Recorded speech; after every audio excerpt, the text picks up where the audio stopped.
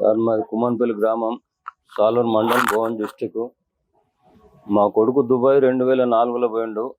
పోయిన 3 నెలలకు అక్కడ యాక్సిడెంట్ అయింది. కార్లో ఒక పాటలో ఒక ఆమె చనిపోయింది. మళ్ళీ తర్వాత 4 రోజులకు ఒక ఆయన చనిపోయిండు. 2 భార్య భర్తలు చనిపోయారు. ఆ పిల్లలు ఎప్పుడు మా వాడి మీద కేసు వేసారు. కేసు వేస్తే 50 రోజులు జైల్లో ఉన్నాడు. అక్కడ జైల్లోనే మళ్ళీ మందారం నింపి ఉరిపెట్టుకోవడం జరిగింది. ఆ ఉరిపెట్టుకోవడం జరగడం చూసి ఆ జైలర్ పిలిచి మళ్ళీ ఫోన్ చేసి, అక్కడ మా బంధువులు ఉంటే అలా ఫోన్ చేసి పోయారు. మళ్ళీ లాయర్ని పెట్టుకుని పోయారు. ఇక ఆడికి వెళ్ళాడు, దొంగదాటుగా బతుకుతున్నాడు. మేము ఇక్కడ అట్లా యాక్సిడెంట్ అయింది కాబట్టి అక్కడ పైసలు వాళ్ళు ఏంటంటే 3,30,000 వేసారు. ఇక్కడేమో 84 లక్షలు వేసారు. మేము ఇక్కడ తిరిగిందంటే ఒక మంత్రి, ఒక ఎమ్మెల్యే అన్న లేకుండా డబల్ 3-4 సార్లు, ఒక్కొక్క ఆయన దగ్గరికి 3-4 సార్లు పోయినాము.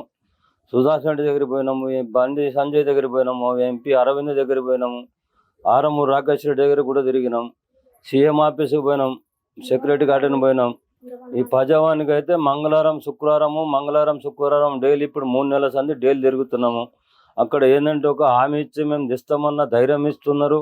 ఈ మంత్రులు కూడా వాళ్ళు కూడా దాని గురించి మాకు రెస్పాన్స్ చేయగచ్చరు. ఎంత తిరిగినా కానీ పోయిన ఇంటికి పోయినా సంది కూడా మాకు కొద్దిగా రెస్పాన్స్ లేదు. మేము ఉన్నామన్న ధైర్యం వాళ్ళు ఇవ్వకొచ్చింది సార్. మీరు మాదైతే గరీబ్ కుటుంబం ఉన్నది. మా కోడలు ఇకరాంగులాలు, చిన్న అబ్బాయి ఉన్నాడు, 3 నెలలు అబ్బాయి చిన్నగా ఉన్నాడు. మేమంతా తిరిగి అల్లాడిపోతున్నాం కానీ మా కోళ్ళు కూడా కొద్దిగా రెస్పాన్స్ ఇచ్చి మాట్లాడకొచ్చారు.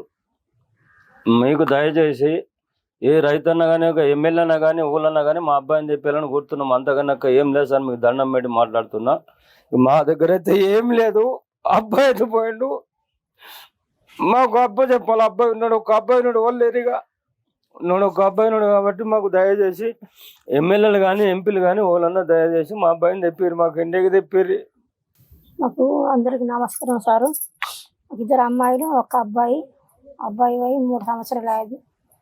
సౌదీకి పోయిండు. పోయిన 2 నెలలు రూమ్లో ఉన్నాడు. 3 నెలల తర్వాత కారు డ్రైవర్ పోయి యాక్సిడెంట్ అయింది.